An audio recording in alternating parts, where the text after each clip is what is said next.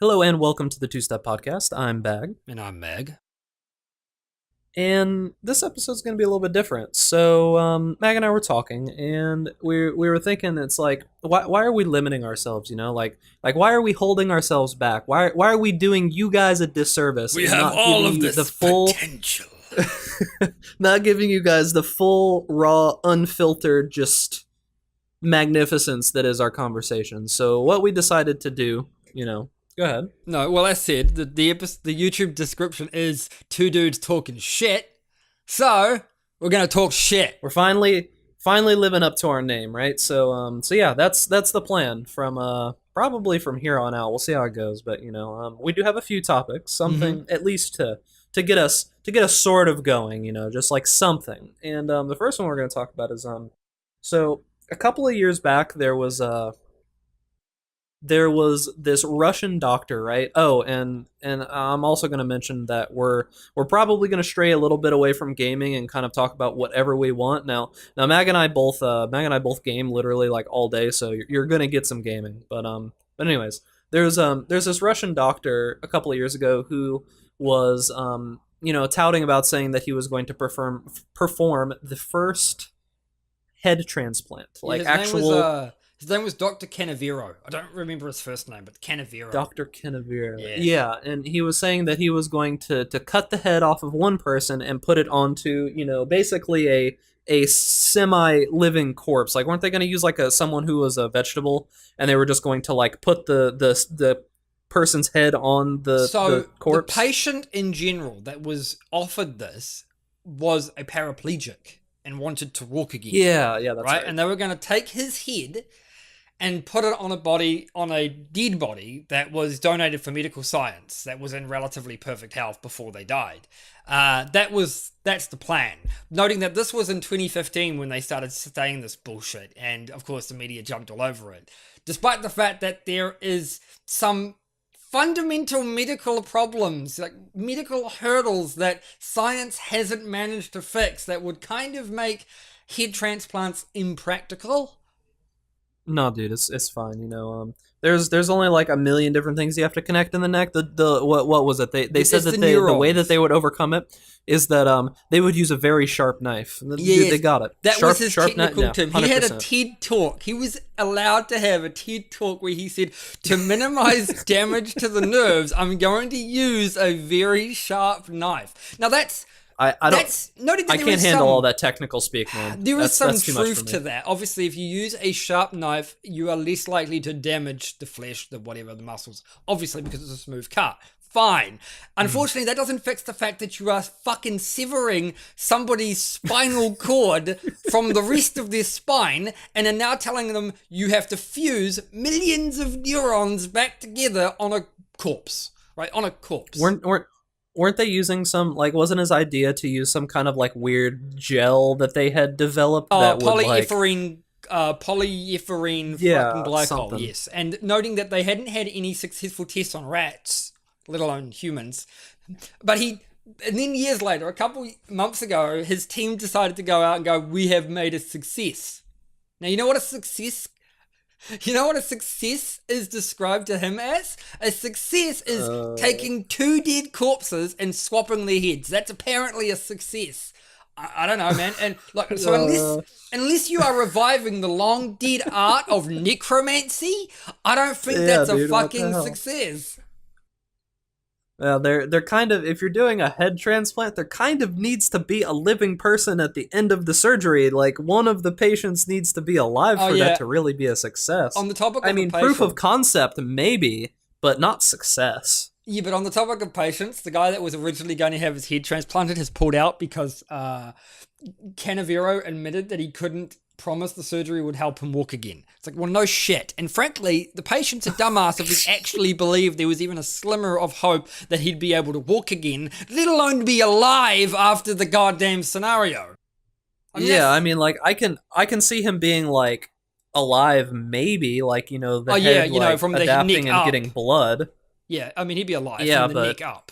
That'd be it. I think we're a good 20 years out from anything even close to that. Here's the thing: being we possible, need to though, do a few things. There are a few things we need to do, right? Before we start going fucking Wolfenstein 2 on the whole situation. This is gaming related to me because they literally have a reference to this basically in that game. It's a Yeah. massive spoiler. I can't really explain too much of it, but that basically happens. The thing is, the first solution you have to have is if we remove a head, how do we support it? We have to keep the head alive. Noting that cryogenic freezing is not successful in preserving the living existence of a body or a head or any of that. It doesn't keep you alive. Yeah, because like it preserves the surgery would literally take your like tissue, but doesn't preserve your yeah, it would take consciousness. You're still forever. dead. Yeah, because like that surgery, didn't they say the surgery would take like 48 hours or more straight, something like that? The So, reality is that when they sever your head, they need to put it somewhere. They need to attach it to life support to keep it living, while they prepare the body and then attach you to the body, which is great. Except that we can't do that. That's not a thing that actually exists in modern science at the moment. yeah, we're not there yet. You know, Life just- support just is a little bit not off. that medically advanced yet. Like we're still on the topic of creating artificial organs and like biomechanical limbs, and this guy wants to do a fucking head transplant. We're like we're 50 years away from proper like Deus Ex style augmentations, let alone entire head transplants. All right. Jesus. And of course, the thing is that if we ever get, and the thing about it too is that it's not even worth it. If we get things like nanotechnology or artificial limbs and stuff, why would we even actually need to transplant somebody's Yeah, it's head? like We just recreate why the even legs. deal with that? Yeah. Yeah, just grow make the one legs that's in a better. lab. You know. It's not worth it. Like, if you're giving me, we could put your head on a new dude's body who's completely fit and young, or we could give you biomechanical legs that are like stronger than anything in existence. I'm thinking that the dude's body would probably be better, right? Because what happens? You suddenly become superhuman and you have all of these great abilities. No one would want that, dude. Forget that. Obviously, On the obviously, what they need to do is they need to subject him to high amounts of radiation and become a superhero. yeah, that's the logical leap right there. It worked right? for It's just, it just a worked skip for the and a hop. Hulk. That's true, Obviously. But on the topic of like lab growing limbs and stuff like that, I think we talked about this the other day, but it's kind of interesting that lab grown meat is getting to the point where it's like it's $10 to make a lab grown burger now is like the actual full end cost. I don't know the price, but I know it's a lot cheaper. Obviously, it's still not necessarily commercially viable. But it won't be long. I don't think it's going to be long before it is. And I'm looking forward to it. We did talk about this. I'm really looking forward to commercially viable lab-grown meat. I'm not a vegetarian. I am an animal rights activist. I'm not a vegetarian. It seems a bit contradictory. I like meat. I like meat. I don't have an issue with the outright like slaughtering of farm animals, but I do believe that they should be treated better if they're going to die for us. I think that's just a common courtesy.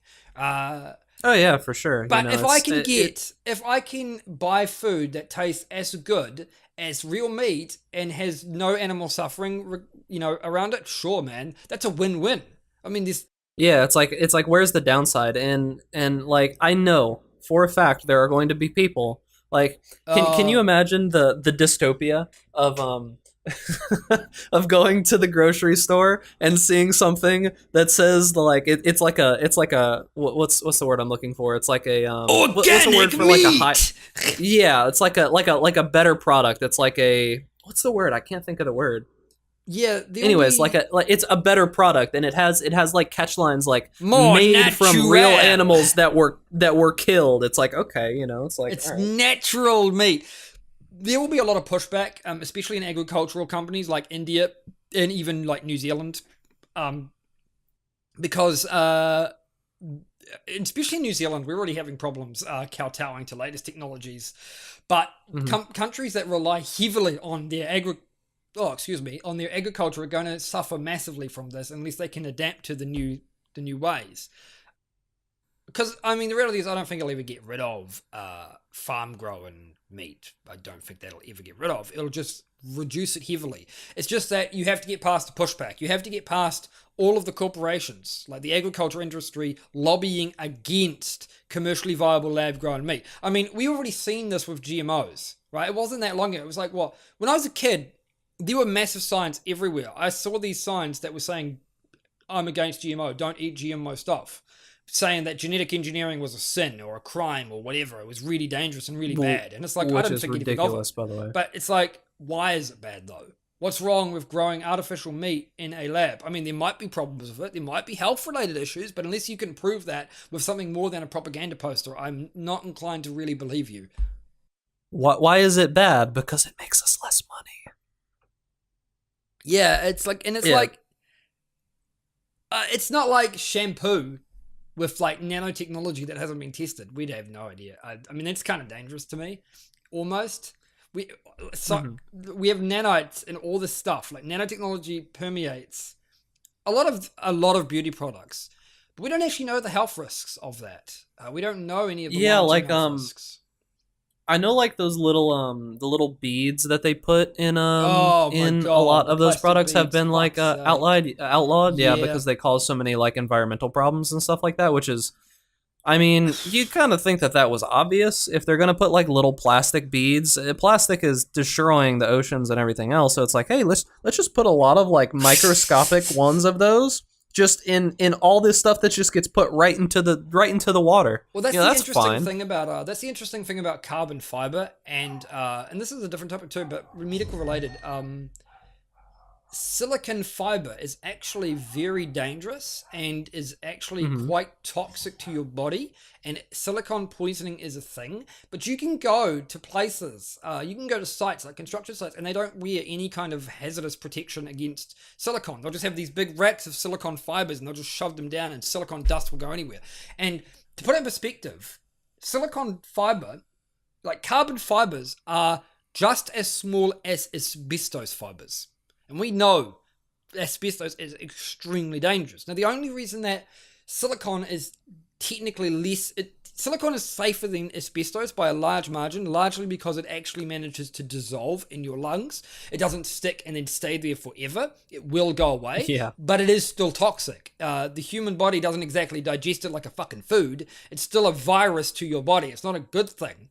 And that's Yeah, why. that's honestly it's a very weird area because I actually know a bit about what I'm about to talk about too because my dad has worked construction his whole life, you know.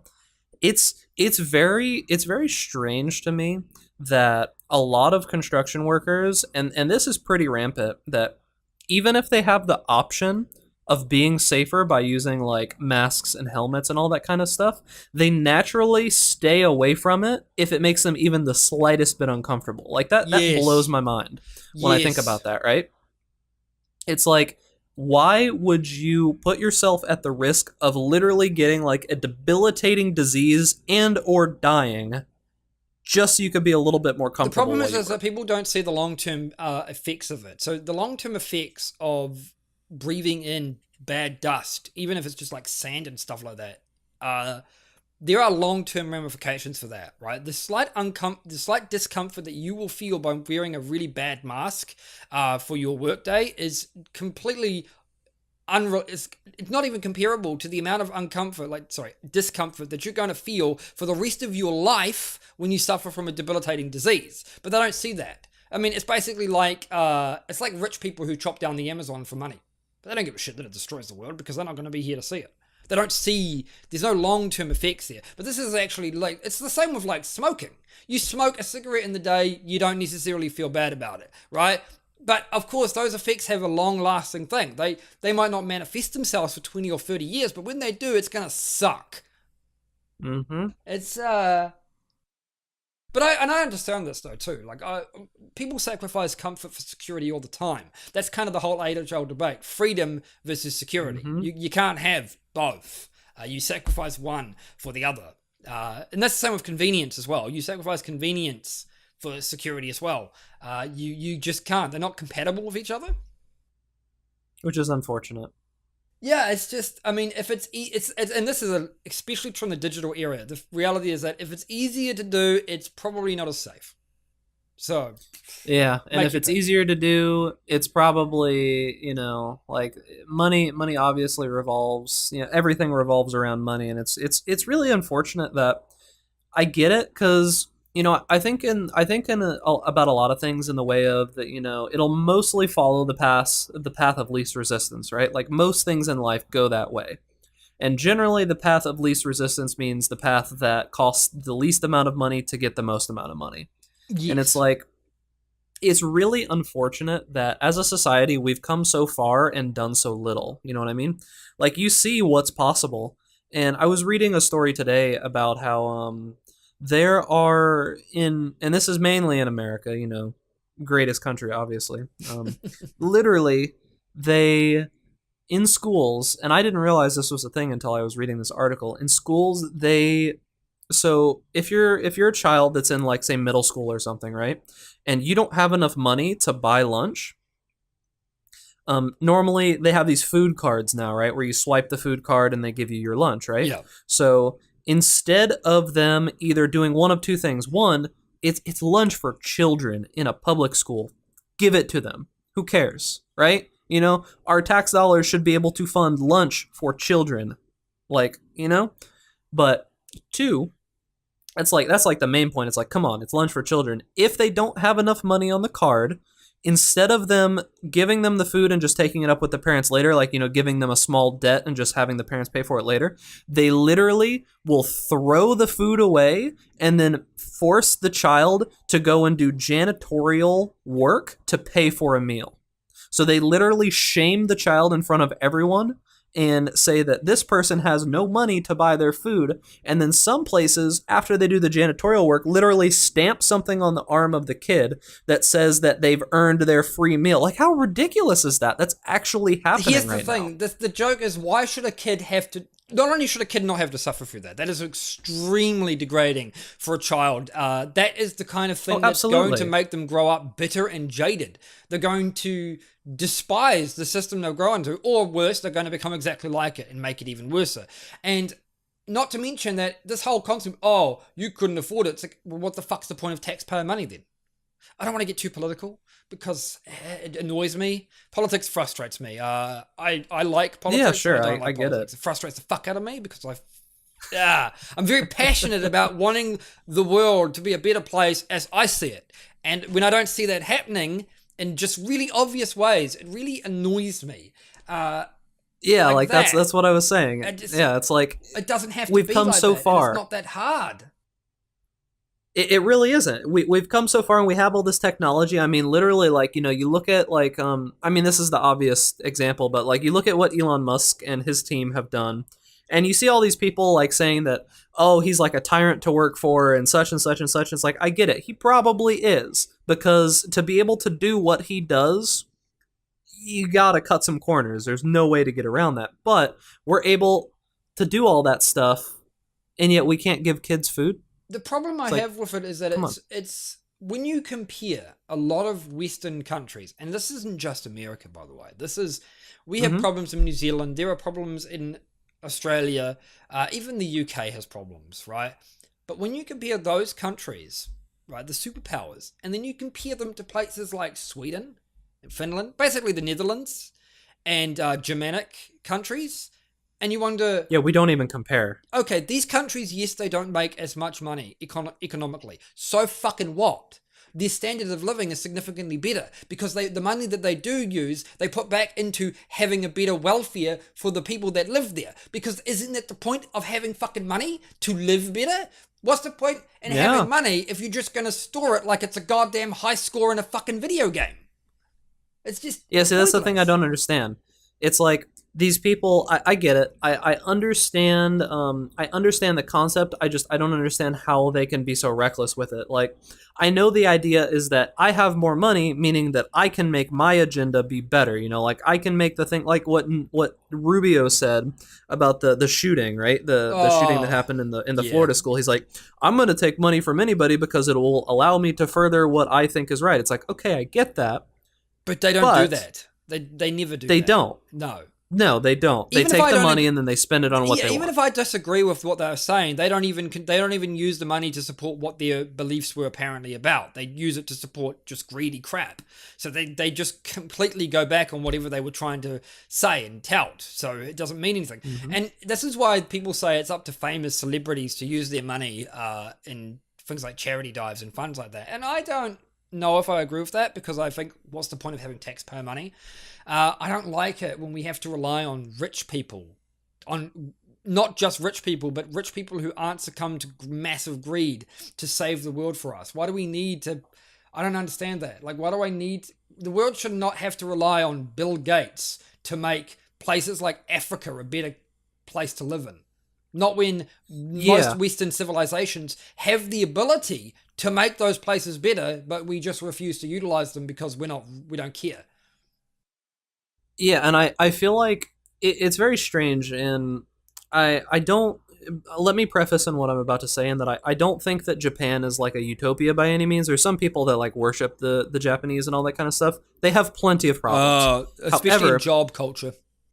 yeah, they have a lot of problems. One thing that they do very well though is that they teach their children to care for everyone, right? Like they teach their children to like just take care of everyone else, make sure that everyone is taken care of. And I think it was a thread on Reddit, obviously, something about it's a tradition called like WA or something like that, like WA, where it's like I'm looking at the definition right now. It says it implies a peaceful unity and conformity within a social group, in which members prefer the continuation of a harmonious community over their personal interests. And it really has to start early, because like I saw a video on Facebook today, and it was literally it was a woman that was going around to like for some reason the word for a Muslim church is escaping my brain. What is that? It's Is it a is it a mosque. mosque? Okay, yeah. So they were going around to mosques near their wherever they lived, and they were basically just like ripping down posters and like defaming and vandalizing, right? And they had their kids with them, and their kids were literally being indoctrinated with this, and you could see the kids because the kids were saying like horrible things, like stuff I don't even want to say on here, and it's like it starts that early. You Oh no, start that's fostering how it this stuff works. that early. And when you see someone with so much hate instill that in a child, and then the child grows up with that same hate, the cycle has just repeated for 100, 200, 300 years. It's like, Yeah, I go want ahead. to, I want to say that that's one of the reasons why I kind of fear having children. It's not because of the world to bring it up. It's because I am a very passionate person with a lot of hate. And I think, well, and the thing is, I think my hate is directed in well-meaning manners, probably because I'm extremely left-leaning. Uh, Sure. but I don't like politics, and I don't want to have my child to see. But then again, by the time I have a kid, I'm probably going to get to the age where I don't give a fuck anymore. I'm already kind of getting there, so it's probably going to be Yeah, better for that. I 100% feel you on that. I'm starting to get to that point where I'm just like, you know what? It Whatever. feels bad though because Let that's what let keeps the let it status happen. quo. That's exactly the kind of logic that keeps the status quo. It feels It bad doing is. that. And a thing too is, from my personal experience, I think people don't seem to realize that your personal interests grow and become far easier to achieve when everybody else's personal interests are also being achieved. So basically, if a Hmm. community works together to achieve what's in the best interest for the community, what tends to happen is that they also achieve what's in their own best interests as well, or what they want to achieve, because their community is stronger, ergo they are stronger. In other words, we see this when somebody, for instance, when we have a country that has taxes to make their education and healthcare system better. We know that because if you have better education, then the quality of life and the quality of intelligence of the general population is better, which means that there are just more opportunities for people in general. There is a better quality of living. That's how that works. And it affects everybody. That's kind of why, that's why I like socialized healthcare. Because Yeah. I don't have an issue with paying for other people's healthcare because I know that one day it will probably come back to me. Well, it does already. As somebody who has health issues, I already massively benefit from that. But I know people who also benefit from my contribution to healthcare. Yeah, So sure. And it's like, And I am I guess I need to fine preface with this it. by saying I'm not all for socialism. I'm not like, socialism's the best thing in the fucking world. Down with the corporate capitalists. I don't really care myself. It's just that there are some things that are Yeah, good when they are shared. it's like you when you think about tax dollars and stuff like that, right? It's like if someone and most people don't realize this, but if someone like a government official came up to you and was like, all right, so you paid such and such amount in taxes. So this went to this went to this went to this, and this went to this. If those numbers were just like readily available and people knew them, there Ooh. would be so much uproar. It would be ridiculous because, like in America, I can only really speak for America just because I live here, And but like the amount of your taxes that is spent on just dumb shit is inane. It's actually Note actually that like you boggles my can mind. look this up. It's just that they don't You readily can. announce it. It's very Yes, difficult. You have it's to go through obfuscation to look at it. But it is out which there. is the problem. Yeah. And it's like, I would so much rather my money be going like an example would be I think it's is it Finland that does the where teachers basically make like a similar amount of money to doctors and they have to take like massive tests and everything and it's like a I competitive don't know if it is, but I know um there is, yes, there is a European country that does that because the concept being is that a doctor and a teacher are considered pivotal parts of the society and therefore they are supposed to both earn the same kind of wage. The difference of yes, course, which I agree. yeah, with the difference, of course, in other Western countries like New Zealand, America, whatever, is that it's more of a meritocracy where because you had to train harder, you clearly earn more money. That's how that works. I don't necessarily disagree with that, but it does kind of it completely ignores the disadvantage to that concept of meritocracy is that it completely ignores the contribution that this person has to society. Uh, and Yeah, it's like a doctor may be like just hands down it might be harder yes, to be a doctor. However, I would still say that because of how important a teacher is, it's like if there's at least some competition to it, because I've had good teachers and I've had bad teachers, right? yeah, Like I feel like there is still a vast difference in skill between a bad teacher and a good teacher.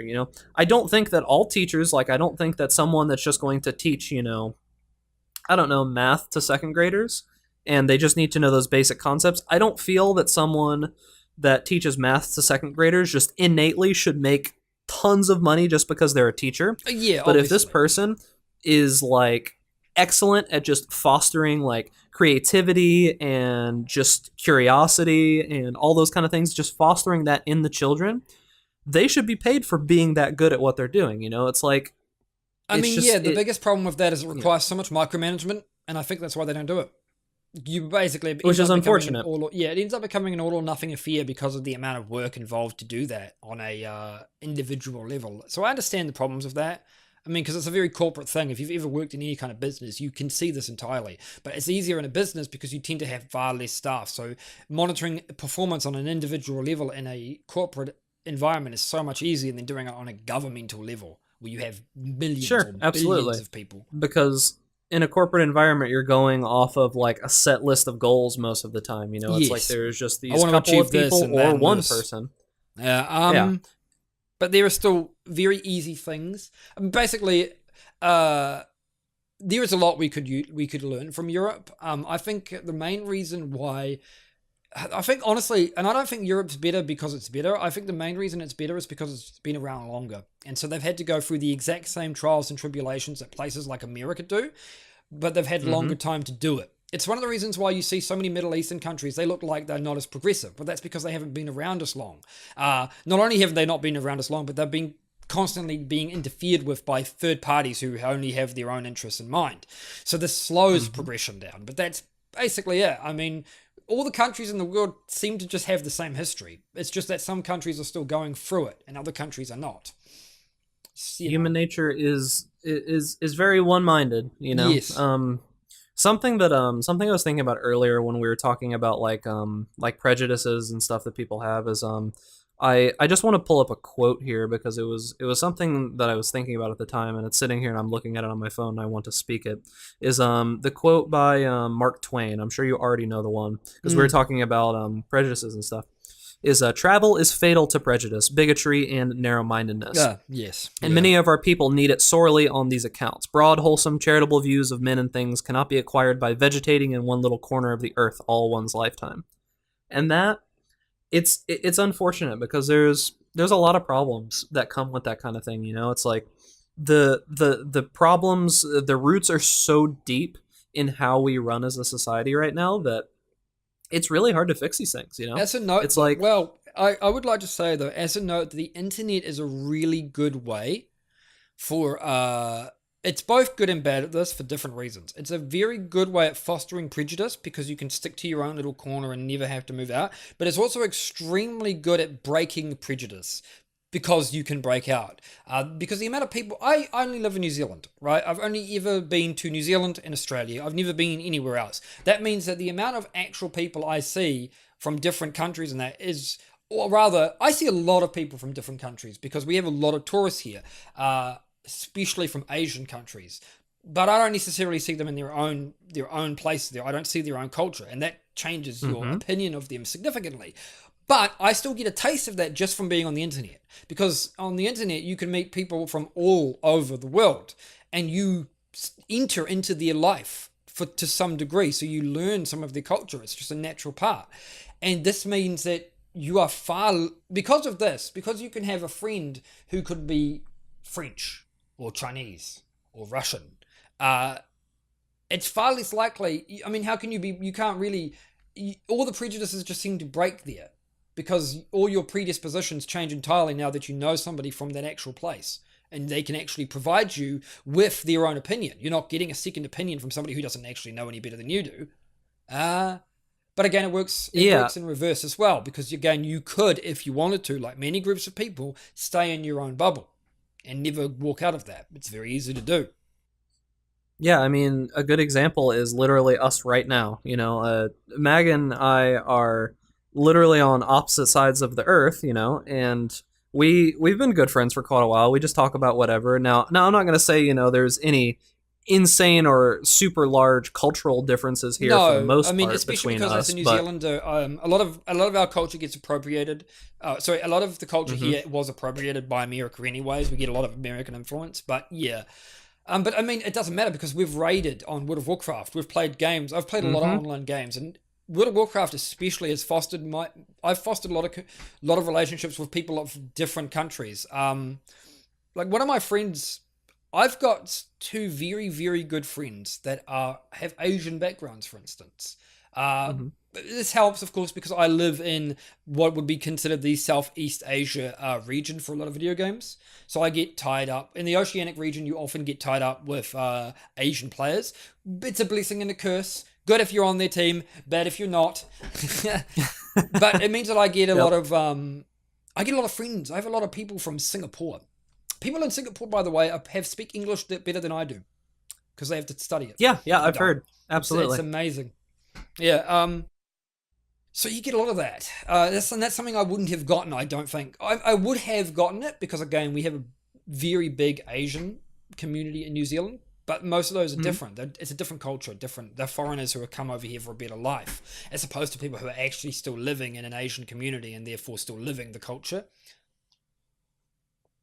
And another thing that's interesting about the whole thing is that being someone that's grown up on the internet, um, what I've noticed is that you don't even realize it. And this is one of the greatest things about it is a lot of the times you will get into a chat with somebody or you'll Ah, talk with somebody yeah. and you'll have no idea that they literally live in a completely opposite country, right? Like it could be the most completely opposite country to how you're normally used to being, and you would never know.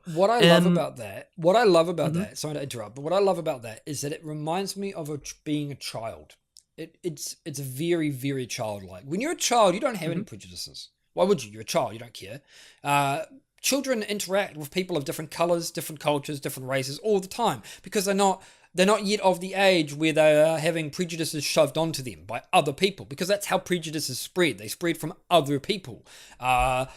So they interact with everybody, right? I have had friends. This is one of the reasons why when I was a kid, I had a lot of friends, a lot of native friends, and a lot of mhm, friends, women friends, people who are from the opposite sex. Wasn't particularly common for a lot of people at the time, but that's just the way I was because I went to play school, like a preschool kind of thing. And mhm. when you go to preschool, you have to, as a kid, you're going to mix with literally everyone of every race, right? You just get put into a big, Sure. you get put into a big cage and you're basically told to just do whatever the fuck you want with the kids that you're there with. And race and culture doesn't matter. It doesn't mean anything. You don't know about it. You don't care about it. You're a child. You're under the age of 5. You don't care. You could still be brought to this prejudice, of course, if your parents are like that. I'm fortunate enough that at least one side of my family is not completely prejudiced. I do specify this. One side of my family. So I have that benefit, but this works on the internet as well, because usually you meet people in a chat, text, so you don't know them. You will assume. We make a lot of assumptions. Like for example, I just assume that the person I'm talking to is a white male. Now that is a bad assumption to make. I understand that, but that's just an assumption that I make. I just assume, based on my own experiences, that the people I'm communicating with are white men, because that's usually who they are. And then they become somebody completely different. You're like, oh, okay, that's a thing. That's a thing that happened, I guess. And then I guess it just depends on how you decide to react to that afterwards. Some people will react to it negatively, and I personally don't, because I've grown up in a way where I don't care. I don't see a difference between a person of a different gender or of a different race, because it doesn't really mean anything to me. Yeah. And I don't like generalizations. As someone who got generalized a lot as a kid, I fucking despise. So I just still use them, but I don't like them. Yeah, on that note that you were talking about, an interesting thing, I don't know if this happens to you, but I feel like there's like levels of knowing a person, right? Like knowing a person through text, knowing a person through voice, and then knowing a person through actually seeing them like through video, right? And then of course meeting in person. And then meeting them. Yes. But I'm just going to talk about the first 3. So okay. It's always funny to me, because you always like, you conceptualize this person when you're talking to them through text, right?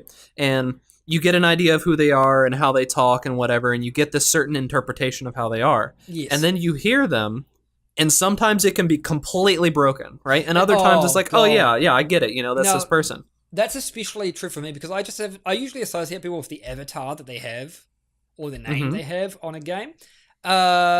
And then their voice goes, what the fuck? That voice. For example, actually, this is really good for us here. You, for example, sound exactly how I thought you would sound, but you don't look anything how I thought you would look. Right? I know. Then we have the opposite spectrum. I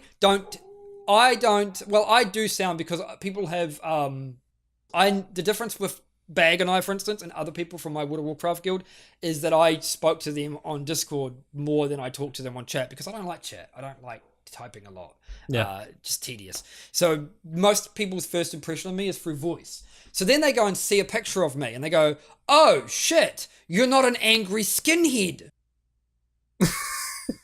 You're a skinny, small white dude. Or even they go, you're not a dwarf.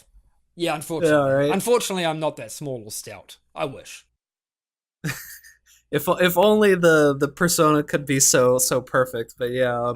So what I was saying is, those jumps that it makes, and I honestly feel like the biggest one isn't even meeting someone in person, because people are normally very different in person. But the biggest one is going from voice to seeing the person. I feel that is the biggest one for me. Now, this may be different for some people, but no, I agree. I always get these. I get very vivid, and vivid might not be the right word, because it's like I get very very detailed like ideas in my head of how this person is when I hear their voice, and I will agree with what Mag said. My voice does not match how I look pretty much at all. I have a very normally my voice is if very you want to see what he monotone looks like, go to twitch.tv/BigDucks. Self-promotion A+. But yeah, so like the problem is my voice is very monotone, and in general, like, normally when I'm talking on things like this, I put a little bit more emotion into it, like I'm actively, speaking. But yeah, you should hear him during raids. Yeah, I'm dead inside, basically. But deadpan, yeah. But there's nothing I can really do about that. My natural state when I'm not like engaged in something that I'm doing is just like, all right, so we're gonna do this next. And it is what it is, Yeah, it's just my natural state. It's what I'm most comfortable talking in. But I can be a little bit more animated, like I'm being here.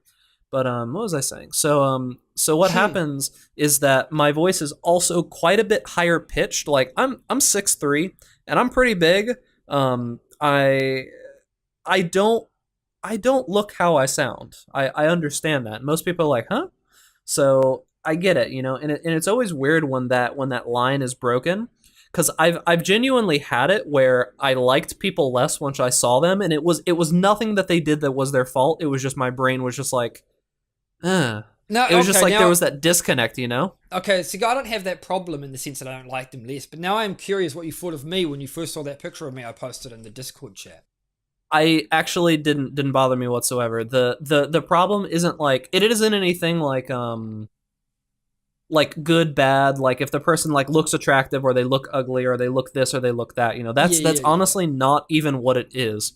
It's more so of like a mental disconnect for me, Oh, because yeah, it's of like course, if yeah. they look very different Hmm. to how I thought that they looked, like if they look absolutely just completely different to where I'm just like, whoa, that's you, like, and it's weird for me because it's a very emotional thing. I don't really control it fully, Yeah, of but course. it's just like I don't think any less of the person. It almost just feels like it's a new person to me, if that No, makes but it sense. Because does. it's I like, think, and that's the same. But that's how it works, right? It's like you're meeting them for the first time again, and then if you ever meet them in real life, the whole feeling comes back again because their entire interaction when you meet them in real life will change because now you actually see how they react in a social environment offline in a much more relaxed setting, perhaps. And I mhm. have a lot of those experiences too. Like, I have a lot of friends who I've met online, especially in World of Warcraft since I joined the guild, and then I see what they really look like, and I'm like, what the? That's different. Not unsurprising necessarily, but Yeah. different. There are a few. I won't name names, but there are a few people like that. Just yeah, just it's just bizarre to me. But you get used to it. That's the thing, Yeah, right? If and you interact with somebody on a regular basis, you get used to it and it doesn't matter anymore. yeah, like I've actually met in person some people a few times.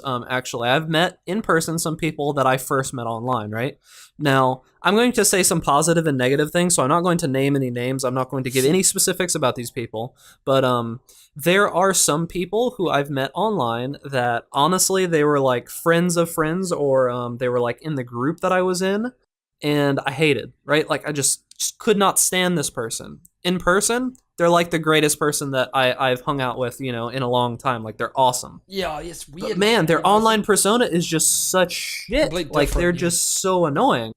And I've seen the opposite too, where it's like, you hang out with someone online, it's great to hang out with them. You go in person, you're just like, huh, this is really not what I was expecting, and It's then you funny just completely because turn it I'm off. probably like the latter.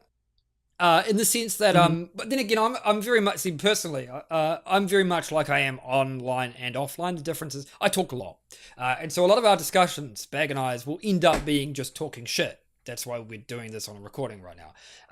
So that's what happens. Yeah, that's what happens when I'm in when I'm hanging with friends. When I was studying back 2012, right, I had two friends while I was studying that I met studying, and we would hang out and we would literally spend no shit, right? We would get off at about 5 o'clock. That's when the course would end.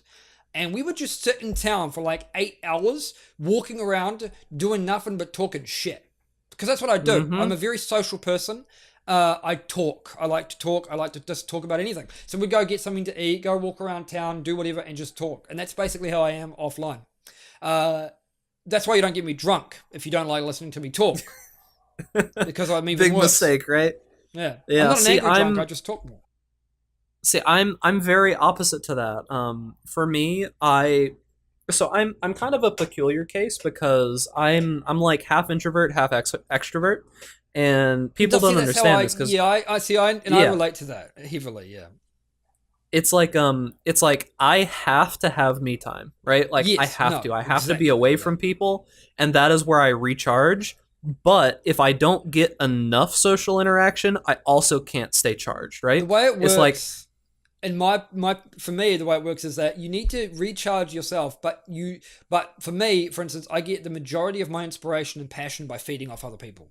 So if I go yeah, too long without having any kind of social interaction, I basically die inside because it's and I don't mean like emotionally. It's more of a I don't I peter out. I don't do anything, and it's horrible because you don't have anyone. I have to do. I have to feed the souls of my enemies.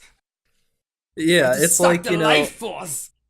it's like with a car. It's like, a car needs both gasoline and maintenance. If you give it one or the other, Ah, yes. if you give it enough gasoline, yeah, it'll run, but eventually What it's if going it's to break battery down. powered? We're not there yet. That's like, okay, so here recently I went with my dad to the gas station, right? Mm. And our gas station that's right near our house, the one that's like 24/7, has these like screens at the pump where the person inside can talk to you from the screen. Wow, that's weird. And Okay. right, it's The very strange. future. So it's like if you have you have like a question or something, you can just be like, hey, so what, blah, whatever, Yeah. and it's like doing this like rotating ad talking about how it works, but that it hasn't fully like been activated yet. They're trying to just acclimate people to get used to it. And I'm talking to my dad, and I'm like, man, gas stations just feel kind of like antiquated, and they're like trying to force all of this new technology into it. And I got on the topic of Tesla with him, and I was looking up prices, and a Tesla, used Tesla near me, the lowest price that I could find was $75,000. Now, Jesus. right, so that's for used, and there was only Jesus two that were fuck. for sale near me, Okay. $75,000. And what I was thinking is, I don't know if you know how much you pay for electricity, like kilowatt hour, like how much your area pays, I don't know but how much specifically. Yeah. for me it's 12 cents, right? It's 12 cents per kilowatt hour. And what I was thinking, I'm like, most good cars can get like 20 to 30 miles to the gallon if they're like, they're like decent cars, right? So 20 Yeah, an to 30 average miles car. to the Yeah. gallon. And a gallon right now for where I'm at, Florida, is like kind of in the median of gas prices, is anywhere from like $2.50 to $3, right? It's not super high like in New York or places like that, but it's also not like dirt cheap like in like rural places and stuff like that. But so a a gas powered car, so you pay $2 to $3 to get like 20 to 30 miles, right? So a Tesla can charge their battery completely with about, the one that I was looking at was 280 kilowatt hours, right? Okay. So I'm lazy and I'm not going to do math. So 280 kilowatt hours. Let me get my calculator. Yeah. Professional, by the way.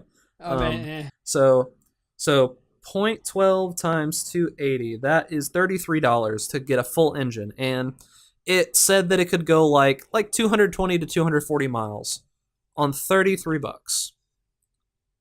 And that's for what I pay for like myself. And honestly, so that's like $8 a mile. Is it? it's Am I doing like the math right? it's $33 for it's $33 for 240-ish miles. Yes, yes. So 240 divided by 33. No, it's 33 divided by Is yeah.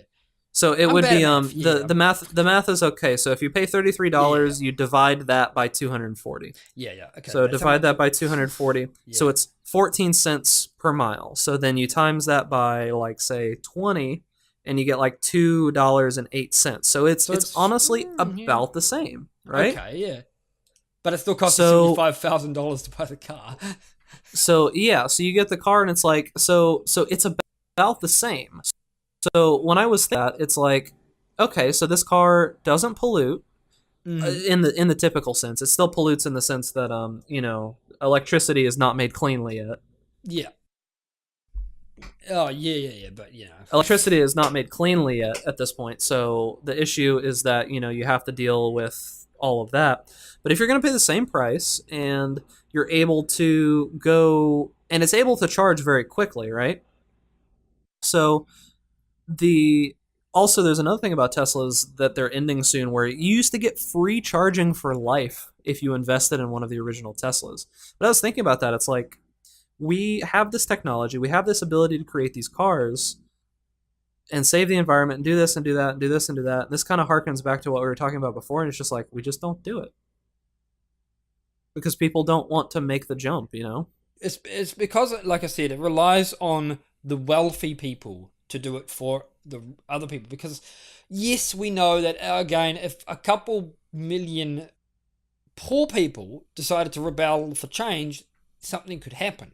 But people aren't willing to do that. They're very acceptable of the status quo, and the status quo only changes when something. The status quo only changes when something negatively impacts on a global scale or on a national scale, like massively deters it. And we're not at that point yet. None of the major countries, like none of the Western countries, like my country's not at that point, which is fine. I don't think it's actually that bad, so it doesn't matter. But America specifically is not at that point yet. America's got a lot of problems, but they're not at the point where there's going to be another rebellion. We're teetering, though. I would say that America is teetering right now. I would say there's this thing, especially in lieu of the whole Russian thing with UK and the spy. There are some people saying that if there is a war, we are living in the period that will be known as the build-up. So we're living in the pre-World War I part, before what's his name, Ferdinand got assassinated. That's where we're living in, and I don't know if that will happen. I'm not too convinced that a World War III will happen. At least it won't happen like traditional wars, with lots and lots of a big body count, because of nukes. I think it'll be a Cold War, to be honest. I mean, I always thought the Cold War was a thing. I never actually thought the Cold War ever stopped. I thought it just kind of, instead of being a Cold War, it was more of like a mild war. But I think that will probably, it will probably start up again. There'll be massive espionage and all that stuff. Because the reality is people don't want to risk a lot of bodies and nobody's going to push the button. Right? Yeah, it only takes one dumbass to push the nuclear button. But the thing is that depending on how many contingencies you have, at least in America, for instance, the amount of contingencies that the country has to go through to actually push the giant red button is quite nominal. It's not just the president. Good. It's also all of the fucking high generals at the army, and the Senate has to agree to this. The Congress has to agree to this. It's not, okay, we get it. He's the commander-in-chief. He can make the decision. Doesn't matter. If somebody else on the line tells you no, then that's it. That's no. And they can go and fire them all they want, but good luck. It's going to be, you have to find somebody who is insanely psychotic to want to push that button. And I think we have them, but on that note, we got political there, so we're over our time. We're gonna end it here, but hopefully you guys like the more freeform that we did there, because that was definitely a lot different than our previous episodes. Not very much gaming, but today we weren't really talking about gaming. There wasn't really anything big gaming wise that I didn't want to talk about. It's fine. Yeah, so as it happens, it's a problem. But it is what it is. So hopefully you like that episode. And once again, I'm Bag. And I'm Mag. And we'll catch you on the next episode. Thanks for listening.